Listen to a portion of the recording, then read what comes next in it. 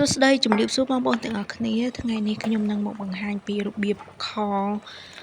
សាច់ជ្រូករបស់ខ្ញុំប៉ុន្តែសាច់ជ្រូកនេះដោយសារតែខ្ញុំទិញជ្រូកអឺគេហៅជ្រូកខ្វាញ់ណាជ្រូកខ្វាញ់ហើយមិនចិត្តទៅយើងខដូចតែធម្មតាដូចជាខសាច់ជ្រូកធម្មតាដូចយើងទៅតែបើខសាច់ជ្រូកឆៅម្ដងគឺខ្ញុំយកមកស្ងោរសិនតែនេះយកថាសាច់ជ្រូកខ្វាយអញ្ចឹងខ្ញុំអត់ចាំបាច់ស្ងោរថែមទៀតទេបងប្អូនដោយសារវាឆ្អិនស្រាប់ហើយវាបានបដិឆ្អិនចាញ់ចេញក្លិនឆ្អាបអស់ហើយអញ្ចឹងយើងមើលមកគ្រឿងផ្សំរបស់ខ្ញុំមានដូចជាស្ករត្នោតសាច់ជ្រូកខ្វាយហ្នឹងហើយនឹងពងទាពី3គ្រាប់ហើយនឹង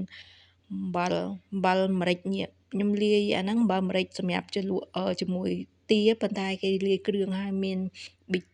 ម្រេចមានប៊ីចេងអំបិលអីក្នុងហ្នឹងហើយស្រេចទេតមកមិញខ្ញុំបង្ហាញមានដូចជាខ្ទឹមច្រាមហើយនឹងស្លឹកខ្ទឹមផងណាហាន់ហើយបន្ទាប់មកយើងមកដាក់ឆ្នាំងឲ្យក្តៅមកឆ្នាំងឲ្យក្តៅចាំមកចាក់ស្ករត្នោតចូលស្ករត្នោតហ្នឹងប្រហែលជា2ហើយយើងកូរស្ករហ្នឹងឲ្យឡើងជាជើងនឹងក្រមមកបន្ទាប់មកយើងដាក់ខ្ទឹមច្រាមនឹងចូលកូរវាឲ្យរៀងឈ្ងុយបន្តិចបន្ទាប់មកយើងដាក់សាច់ចូលណាបងប្អូន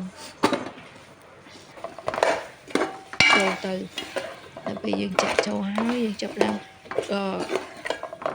កូរវាច្របល់ចូលគ្នាបន្តិចទៅបងប្អូន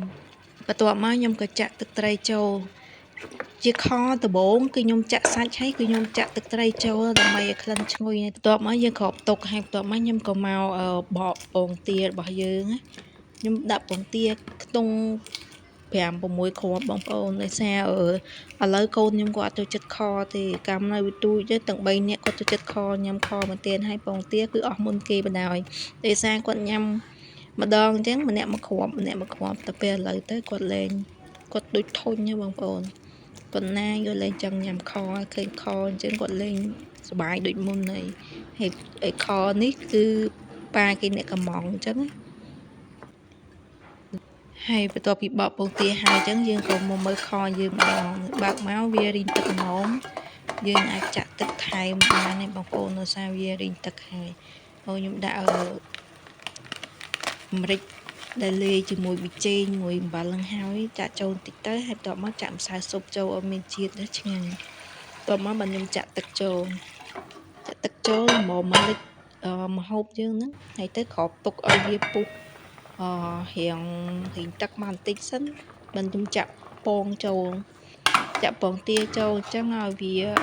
លិចពងទាលិចទៅដើម្បីវាចូលជាតិក្នុងពងទាហ្នឹងហើយយើងកូរច្បល់វាតទៅមកគ្របទៀតយើងគ្របទុកមកស្ទុះវារៀងចូលជាតិហើយបន្ទាប់មកយើងមើលតែស្លនឹងរៀងឆ្អិនយើងបង់ទឹកខ្ទឹមចូលបន្ទាប់មកក៏ចាឥឡូវនេះខរបស់ខ្ញុំគឺរួចរាល់ហើយបងប្អូនមើលទៅតំណងអត់ចំពោះបងប្អូនណាដែលមានរូបមន្តខុសពីខ្ញុំឬមួយមានវិធីណាល្អធ្វើឆ្ងាញ់ជាងខ្ញុំសូមជួយ comment ប្រាប់ផងណាខ្ញុំនឹងរៀនតាមបងប្អូនទីចឹងក្រោយសូមអរគុណដល់បងប្អូនជួយ subscribe YouTube channel របស់ខ្ញុំម្នាក់មួយផងនិងជួយចុចរូបកណ្ដឹងដើម្បីតាមដានវីដេអូខ្ញុំបន្តទៀតហើយខ្ញុំក៏សូមអរគុណដូចគ្នាដែរចំពោះបងប្អូនដែលតែងតែមើលវីដេអូខ្ញុំកន្លងមកអរគុណច្រើនសូមជម្រាបលាជួបគ្នានៅវីដេអូក្រោយ